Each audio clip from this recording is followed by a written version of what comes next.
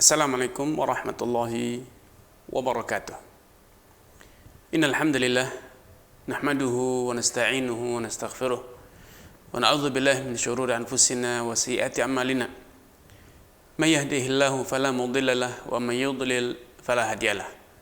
Asyhadu an la ilaha illallah wahdahu la syarika lah wa asyhadu anna Muhammadan abduhu wa rasuluhu amma ba'd. Pemirsa Fatwa TV dimanapun Anda berada, alhamdulillah kembali saya dapat hadir ke tengah ruang siar Anda untuk bersama-sama tafaqquh fi dinillah. Semoga program acara ini betul-betul menambahkan ilmu dalam diri kita, mengobarkan semangat dan membangkitkan tekad untuk terus beramal menjalankan agama Allah Subhanahu wa taala. Tidak luput salawat serta salam untuk kita aturkan kepada junjungan kita Nabi Muhammad sallallahu alaihi wasallam, kepada keluarga dan juga sahabat-sahabatnya yang telah membuktikan ketulusan niat, kesungguhan perjuangan, pengorbanan yang tanpa batas demi tegaknya dinul Islam. Semoga Allah Azza wa Jalla berkenan menyatukan kita dengan sahabat-sahabat Rasulullah sallallahu alaihi wasallam kelak di dalam jannahnya, amin ya rabbal alamin. Pemirsa Fatwa TV dimanapun Anda berada, masih bersama tema kita yaitu al-hajru, membatasi kewenangan sebagian pemilik harta untuk membelanjakan hartanya. Di sesi sebelumnya telah kita bahas apa maksud al-hajr dan kelompok pertama yang secara tinjauan syariat, secara hukum syariat, kewenangannya untuk membelanjakan harta itu dibatasi. Kenapa? Karena dia tidak cakap hukum untuk membelanjakan hartanya, itu yang pertama adalah as-sabi, anak yang masih kecil. Karena memang secara tinjauan syariat, anak yang masih kecil itu nalarnya, kemampuan fisiknya belum cukup untuk bisa membelanjakan hartanya, sehingga bila dibiarkan dia membelanjakan hartanya, maka hartanya bisa habis, bisa rusak sebelum dia dewasa. Padahal harta itu sangatlah penting dalam kehidupan manusia. Sampai-sampai Rasulullah SAW bersabda, memberikan penjelasan kepada sahabat Sa'ad bin Abi Waqqas radhiyallahu taala anhu, ketika dia hendak menyedekahkan seluruh hartanya, mewasiatkan seluruh hartanya dan tidak mewariskannya sedikit pun teruntuk putra-putrinya. Rasulullah bersabda, innaka antadhara warathataka aghniya khairun laka min antadharahum 'alatan yatakaffafuna nas. Wahai Sa'ad, jikalau engkau mati meninggalkan anak keturunanmu dalam kondisi kaya raya, itu lebih baik, lebih terhormat, lebih mulia dibanding engkau membiarkan mereka, engkau meninggal dunia meninggalkan mereka dalam kondisi miskin, alatan yatakaffafunan nas, dalam kondisi kekurangan, akhirnya mereka meminta-minta kepada orang lain. Walaupun engkau telah meninggal, tetapi ketika engkau meninggal dalam kondisi tidak mewariskan apapun, tidak mempersiapkan anak keturunanmu untuk bisa mandiri secara ekonomi, itu sudah menjadi beban, tanggung jawab yang engkau pikul di akhirat. Tetapi ketika orang tua, ketika meninggal dunia, telah mengkondisikan, telah mempersiapkan, sehingga anak keturunan yang dia tinggalkan memiliki kecukupan harta, memiliki warisan yang cukup, sehingga mereka tidak bergantung kepada orang lain, tidak meminta-minta kepada orang lain, sehingga mereka hidup mulia, hidup berkecukupan, itu lebih baik. Bukan hanya bagi mereka, tetapi bagi dirimu pula, wahai Sa'ad, wahai ayah, wahai seorang ayah yang akan meninggal dunia. Ini kelompok pertama, orang yang mendapatkan perlakuan spesial, yaitu tidak diberikan kewenangannya untuk membelanjakan harta. Itu kelompok anak-anak kecil yang belum dewasa, belum cakap hukum untuk membelanjakan hartanya. Kelompok yang kedua, wal majnun, orang yang mengalami cacat mental. Orang yang mengalami cacat mental sehingga dia tidak mampu, sama seperti anak kecil, walaupun fisik sudah besar, sudah balik, tetapi kemampuan nalarnya, kemampuan pikirnya lemah, atau bahkan tidak memiliki sama sekali, rusak atau cacat, baik cacat secara permanen sejak lahir ataupun mengalami gangguan mental karena suatu kejadian setelah dia dewasa, seperti yang terjadi pada diri sahabat Habban ibnu Munkid radhiyallahu ta'ala anhu atau Munkid ibnu Habban. Terjadi perbedaan riwayat perihal nama beliau. Ada yang mengatakan Habban ibnu Munkid, ada yang mengatakan Munkid ibnu Habban. Apapun yang betul, tetapi sahabat tersebut semula adalah seorang saudagar, pedagang yang sukses. Ketika dalam suatu peperangan bersama Rasulullah SAW dalam satu jihad, sahabat Habban terluka parah di kepalanya, sampai-sampai selaput otaknya itu terbuka. Dan setelah mengalami perawatan, alhamdulillah beliau mampu bertahan hidup dan kemudian sehat kembali. Namun kondisi tersebut ternyata sangat berpengaruh pada kemampuan berpikir, kemampuan menganalisa sahabat Habban, sehingga beliau mengalami gangguan pada kemampuan untuk berpikir.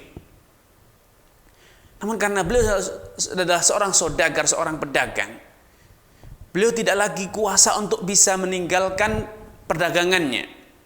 Sehingga walaupun beliau mengalami cacat, beliau terus ingin berdagang, ingin berbelanja, ingin menjual.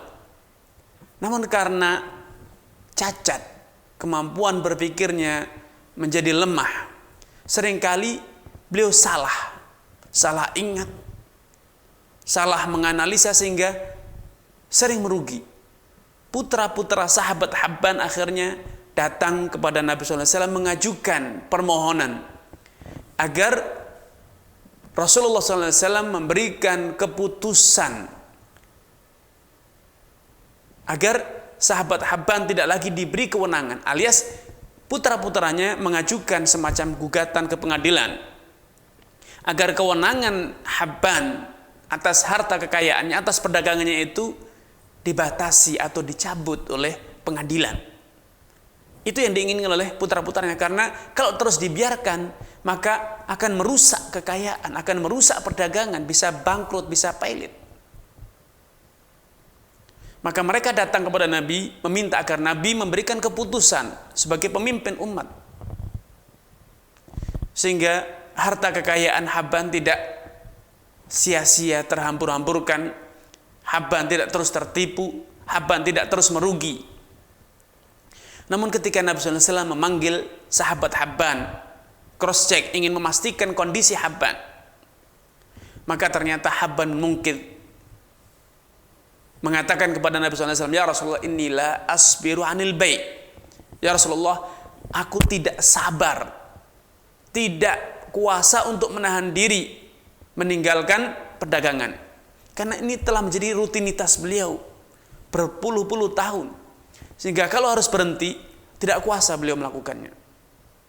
Maka Nabi memberikan solusi tengah, karena Habban Munkid bukannya cacat mental secara total, namun beliau masih memiliki kemampuan, namun itu sudah tidak lagi cukup untuk bisa melakukan perdagangan dengan baik, sehingga sering tertipu, sering salah jual, salah ingat.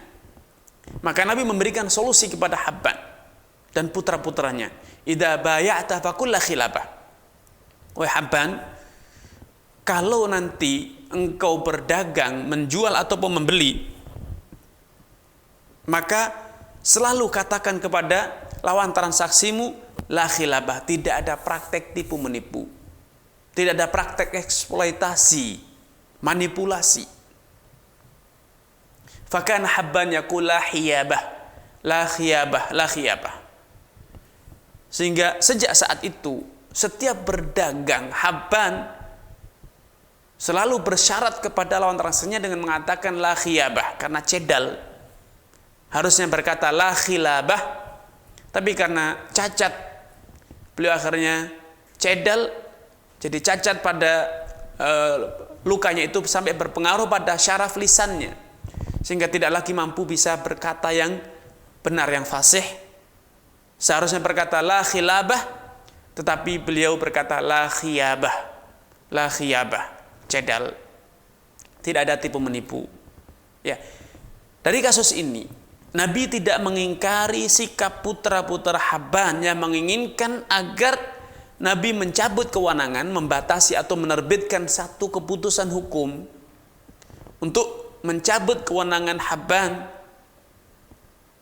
dalam membelanjakan, memperdagangkan kekayaannya. Tetapi Nabi SAW memberikan solusi, karena Habban dalam kondisi tidak bisa, tidak kuasa untuk menahan diri dari berdagang, maka ditempuhlah solusi tengah-tengah.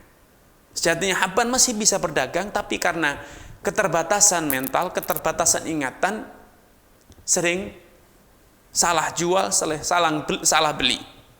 Sehingga Nabi memberikan solusi yang cukup efektif memproteksi Habban dari praktek jual beli, tipu menipu dalam perdagangannya, atau kesalahan dalam membeli ataupun menjual barang dagangan. Tetapi dalam kasus ini Nabi sama sekali tidak mengingkari keinginan putra-putranya, putra-putra Habban, yang meminta agar Nabi menggugurkan kewenangan atau membatasi, mencabut kewenangan ayah mereka dalam memperdagangkan harta kekayaannya. Sehingga ini menjadi dasar oleh para ulama, menjadi pijakan para ulama untuk menfatwakan bahwa orang yang mengalami gangguan mental, cacat mental, baik sejak lahir ataupun karena satu kejadian, maka boleh diajukan permohonan kepada pengadilan agar kewenangannya memperdagangkan hartanya, membelanjakan hartanya dicabut dan diberikan kepada walinya, kepada kerabatnya atau yang lainnya yang akan mewakili, akan bertindak mewakili pemilik harta tersebut agar hartanya tidak rusak, tidak terhambur-hamburkan dan tidak cepat habis karena salah dalam membelanjakannya. Ini kelompok kedua.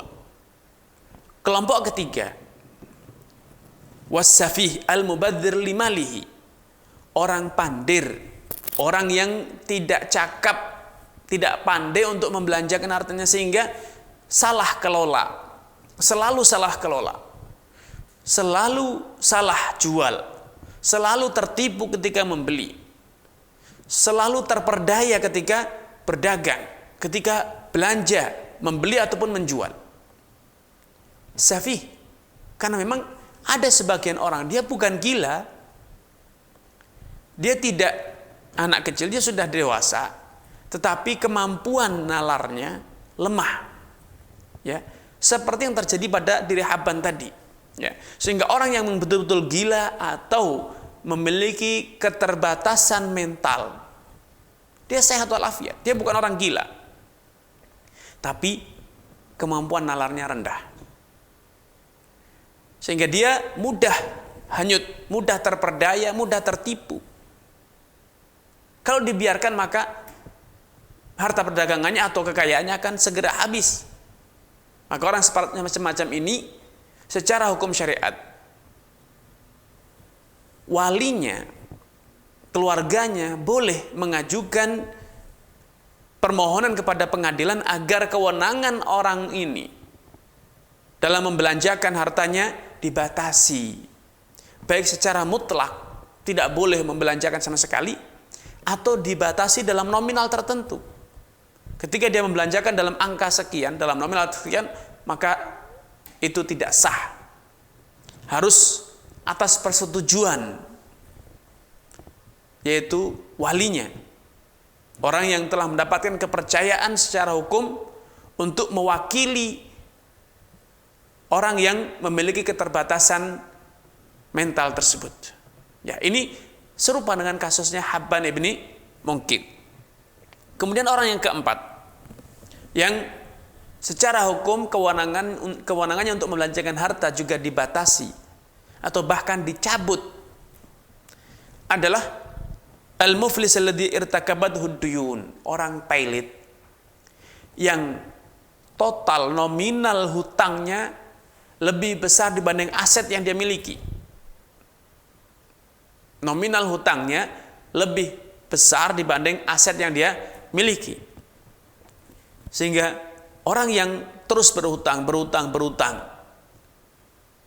sehingga sampai nominal hutangnya melebihi nilai aset yang dia miliki, dan dia tidak lagi mampu melakukan penyelesaian hutang, tidak mampu melunasi hutangnya, karena dia tidak lagi mampu memiliki penghasilan, tidak lagi mampu mendatangkan penghasilan yang cukup untuk melunasi hutangnya. Dalam kondisi semacam ini, maka kewenangannya untuk membelanjakan, memperjualbelikan, menghibahkan, mensedekahkan harta kekayaannya dicabut, atau yang dikenal dengan dipailitkan, sehingga dia tidak lagi bisa membelanjakan, tidak lagi bisa menjual, tidak lagi bisa menghibahkan sebagian atau seluruh kekayaannya. Kenapa? Karena asetnya akan segera digunakan untuk melunasi tagihan-tagihan ataupun hutang-hutang yang belum dia bayar. Orang yang muflis, pailit, siapapun dia, pedagang atau selain pedagang, akan diberlakukan semacam ini secara syariat. Namun di kalangan para ulama terjadi perbedaan, apakah seorang hakim berwenang secara sepihak ketika melihat ada seorang pedagang atau seorang muslim, seorang rakyat yang mengalami kondisi pailit, hutangnya lebih besar dibanding asetnya, apakah dia boleh secara sepihak menerbitkan hukum pailit, atau harus menunggu adanya gugatan, adanya permohonan dari sebagian atau seluruh krediturnya? Pendapat yang lebih kuat dalam hal ini, seorang hakim tidak berwenang untuk secara sepihak menerbitkan hukum pailit sampai ada gugatan, ada permintaan dari semua kreditur atau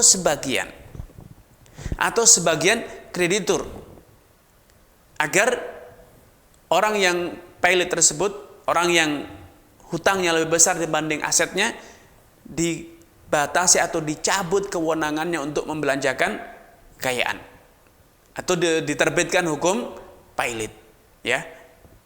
Dan inilah yang sekali lagi pendapat yang lebih kuat, sehingga hakim tidak boleh secara semena-mena atau secara sepihak langsung menerbitkan hukum pailit. Kenapa? Karena bisa jadi pihak kreditur bahkan mungkin memaafkan atau minimal memberi tangguh, memperpanjang, atau yang sering disebut dengan restrukturisasi hutang, ya, diperpanjang masa tangguhnya atau diperkecil nilai tagihannya agar pihak yang berhutang tersebut mampu melakukan cicilan pembayaran. Atau bahkan mungkin ada solusi lain agar hutang tersebut bisa gugur atau lunas, barter misalnya. Intinya, selama tidak ada gugatan dari pihak kreditur, baik mereka sepakat atau sebagian dari mereka, maka hakim tidak boleh semena-mena secara sepihak menerbitkan hukum pailit. Dan ketika hukum pailit itu telah diterbitkan berdasarkan permohonan dari kreditur, maka seluruh aset yang dimiliki oleh orang yang pailit tersebut akan segera dikumpulkan, didata, diinventarisir untuk kemudian segera dilelang. Dan secara praktek hukum perdata, maka pengadilan akan segera menunjuk pihak yang dipercaya oleh pengadilan atau yang diusulkan oleh para kreditur atau yang sering disebut dengan kurator.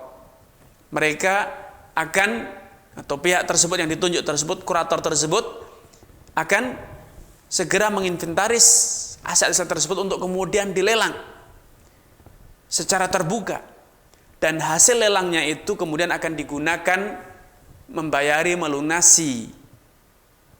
melunasi hutang-hutang orang yang pilot tersebut. Hutang-hutang orang yang pilot tersebut. Ya. Artinya dari penjelasan di atas ada satu kesimpulan bahwa hukum pilot dalam Islam hanya berlaku jika aset-aset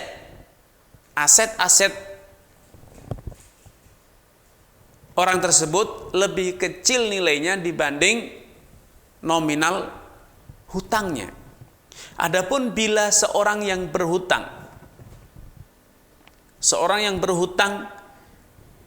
nominal asetnya, nilai asetnya jauh lebih besar dibanding nominal hutangnya, maka dalam Islam tidak dipilotkan walaupun hutangnya macet.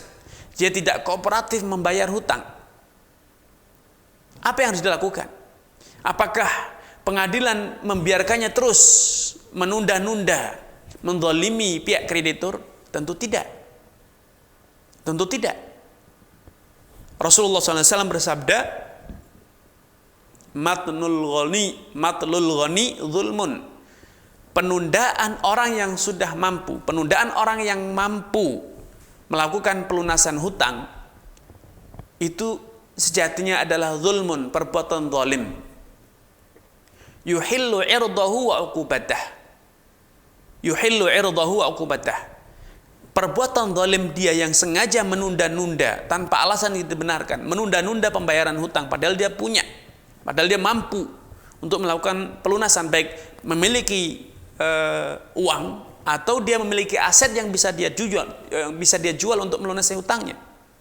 Ketika dia sengaja menunda-nunda, ini disebut sebagai perbuatan zalim, dan kezaliman ini menyebabkan dia halal untuk digunjing, untuk dilaporkan, untuk diceritakan perbuatannya agar masyarakat waspada, tidak bertransaksi dengannya, terjadi hukuman sosial.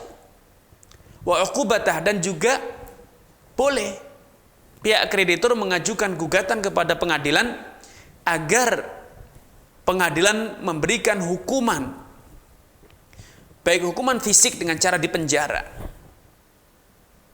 ataupun dengan dicambuk, dipukul, agar dia melunasi hutang tersebut. Dan kalau ternyata setelah dihukum, dipenjara pun, dipukul pun dia tidak melunasi, maka pengadilan berwenang, ya, sekali lagi pengadilan berwenang menyita sebagian asetnya yang kemudian dilelang, dan dari hasil lelang tersebut hutang dan tanggungan pihak yang tidak kooperatif dalam membayar hutang tersebut bisa dilunasi, alias kewenangannya tidak dicabut sama sekali. Namun pengadilan ketika ada tuntutan dari pihak kreditur yang hutangnya macet, merasa dizalimi karena pihak yang berhutang tidak kooperatif melakukan pembayaran, bahkan macet, bahkan telah jatuh tempo, terbukti jatuh tempo, dia tidak melakukan pembayaran,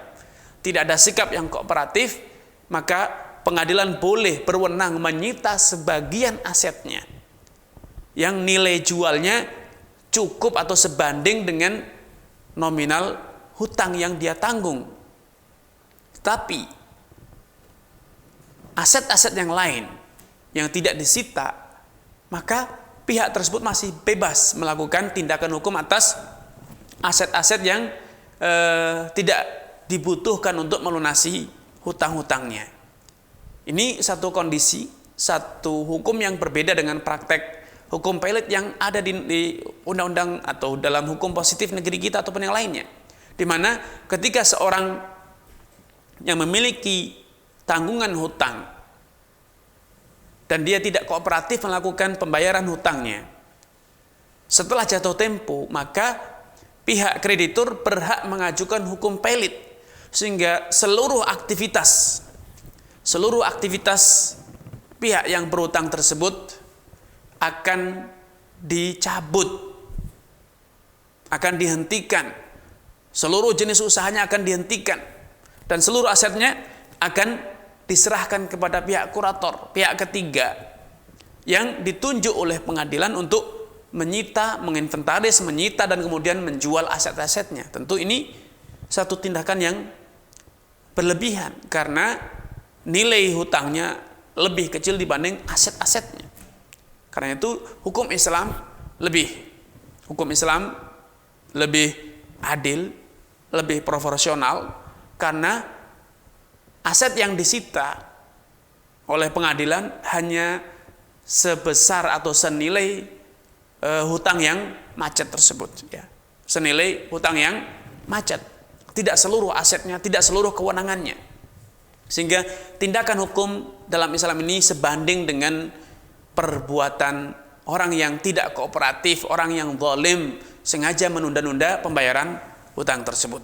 Ini pihak keempat yang dalam Islam kewenangannya membelanjakan harta dibatasi atau bahkan mungkin dicabut. Demikian yang bisa kami sampaikan pada kesempatan kali ini. Kurang dan lebihnya saya mohon maaf. Billahi taufiq wal hidayah. Wassalamualaikum warahmatullahi wabarakatuh.